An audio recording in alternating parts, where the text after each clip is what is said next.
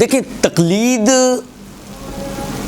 کے بغیر اگر کوئی عمل کرے تو ہوگا کیا؟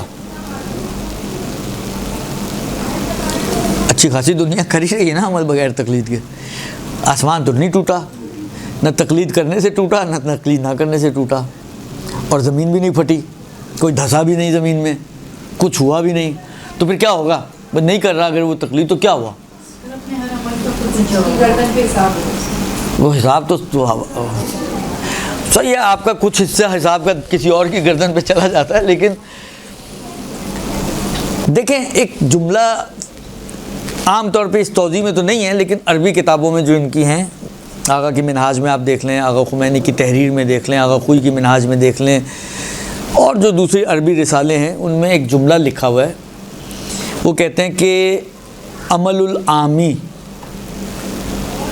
بلا تقلید ولا احتیاط باطل. درست؟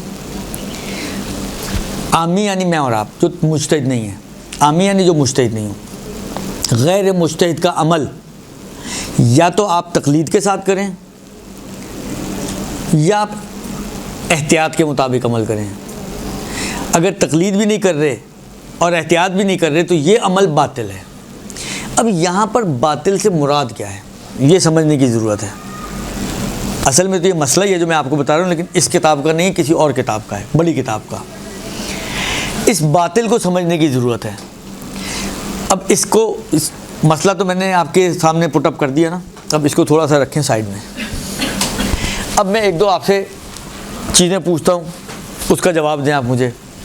فرض کریں قبلہ اس رخ پر ہے، میں جان بوجھ کے نماز اس رخ پہ پڑھتا ہوں، کیا کہیں گی میری نماز کے بارے میں آپ؟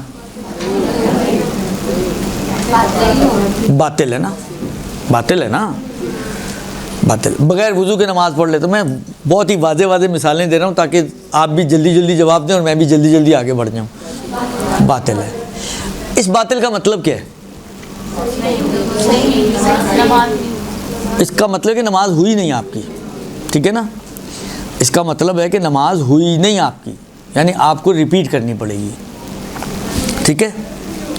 ادھر باطل کا مطلب یہ ہے.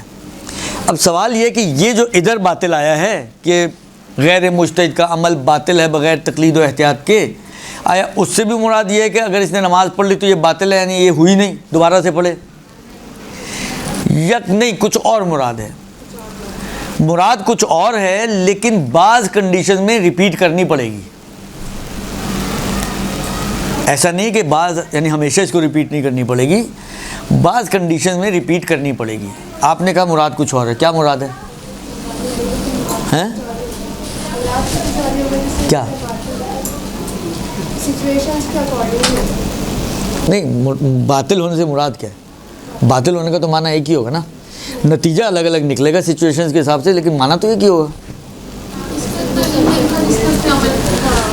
نہیں، دیکھیں باطل ہونے سے مراد یہاں پر یہ ہے کہ آپ جو عمل آپ نے کیا ہے اس کو اس سے اپنے آپ کو بری ذمہ نہیں سمجھ سکتے کہ یہ عمل آپ کو بری ذمہ کرے گا.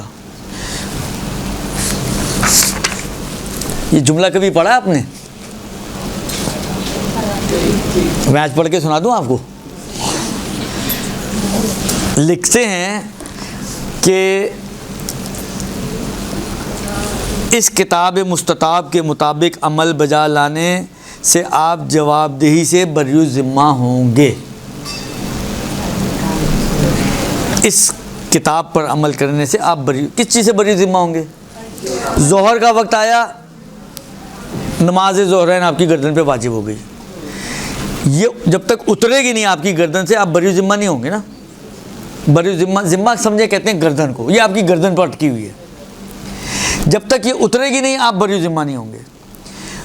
اتارنے کا طریقہ یہ ہوتا ہے، اس کو عقلی طریقہ یہ ہے کہ جب بھی آپ کا عمل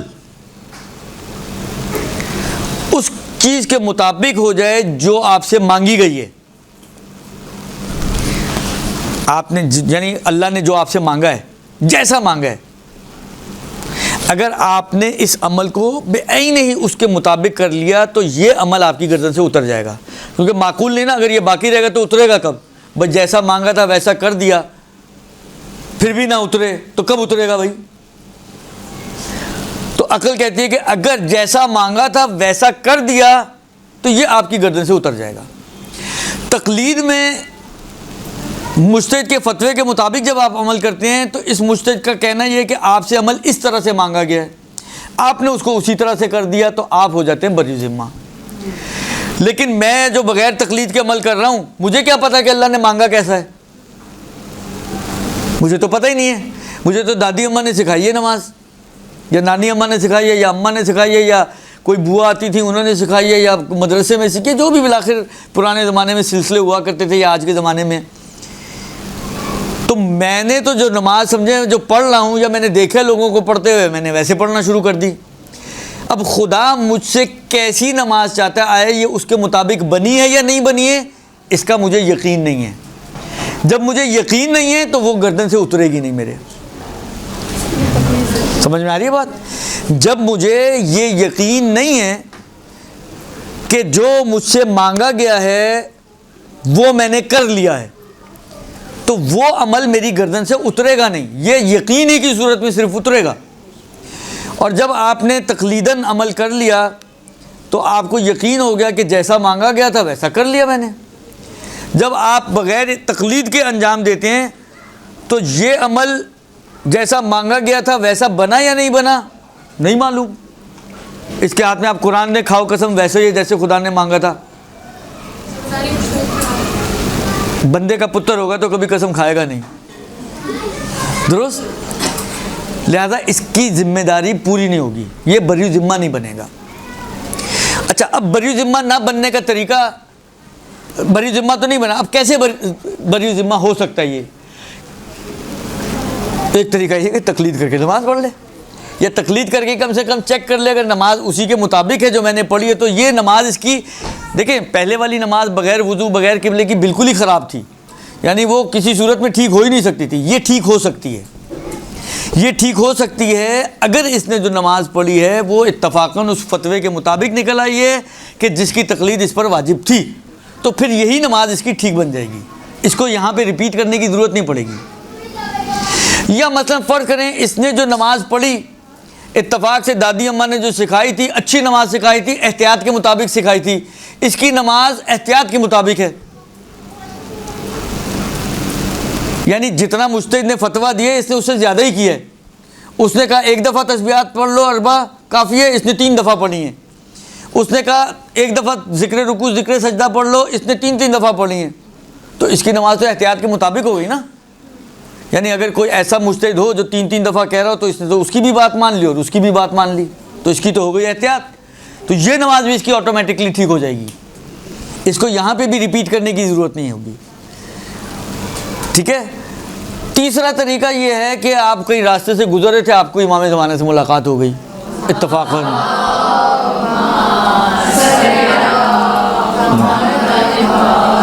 آپ نے کہا چلو اپنی نماز کا مسئلہ تو حل کر لوں، روکا امام کو، مولا میں ایسے نماز پڑھتی ہوں، میری نماز ٹھیک ہے؟ مولا نے کہا ٹھیک ہے، تو بھی آپ کی نماز ٹھیک ہو گئی، آپ کو ریپیٹ کرنے کی ضرورت نہیں ہے۔ لیکن اگر ان تینوں میں سے کوئی بھی چیز نہ ہو تو یہ نماز آپ کی گردن سے اترے گی نہیں، اتارنے کے لیے آپ کو دوبارہ تقلید کر کے نماز پڑھنی پڑے گی۔ اب امام زمانہ تو ہر کسی کو ملتے نہیں ہیں، تو امام زمانہ والی پاسبلٹی تو نان نہیں ہے۔ اب اس کی ایک آلٹرنیٹ پاسبلٹی ہے کہ آپ خدا تک پہنچ جائیں اور خدا بتا دے آپ نے صحیح پڑھی ہے نہیں پڑھی ہے، لیکن خدا نے اگر بتایا کہ غلط پڑھی ہے تو واپس آ کے صحیح نہیں کر پائیں گے آپ، مشکل یہ ہے خدا تک پہنچنے کی، درست؟ تو واپس آ کے صحیح نہیں ہو پائے گی نماز، اس لیے دنیا میں صحیح کر لو اس کو، اور اس کا طریقہ یہ ہے کہ یا اپنی نمازوں کو احتیاط کے مطابق بنا لیں یا اپنی نمازوں کو تقلید کے مطابق بنا لیں، تو ان 2 صورتوں میں دنیا میں آپ بری ذمہ کہلائیں گی، ورنہ آپ بری ذمہ نہیں ہوں گی۔ اسی لیے پہلے مسئلے میں کہتے ہیں کہ جتنے بھی فروعات ہیں، فرعی مسائل ہیں، اس میں یا آپ خود مجتہد ہوں، یا آپ احتیاط پر عمل کریں، یا آپ تقلید کریں، یہ 3 آپشن دیتے ہیں۔ یا خود مجتہد بن جائیں تو اپنے فتوے پر عمل کریں گی، یا احتیاط پر عمل کر لیں، یا کسی مجتہد عالم کی تقلید کر لیں۔ جب تک احتیاط کریں گی یا تقلید کریں گی درست. تو یہ پہلا مسئلہ آپ کی خدمت میں نے عرض کر دیا بڑی طول و تفصیل کے ساتھ کہ جو آپ کو توضیح میں بھی نہیں ملے گا. ٹھیک ہے جی.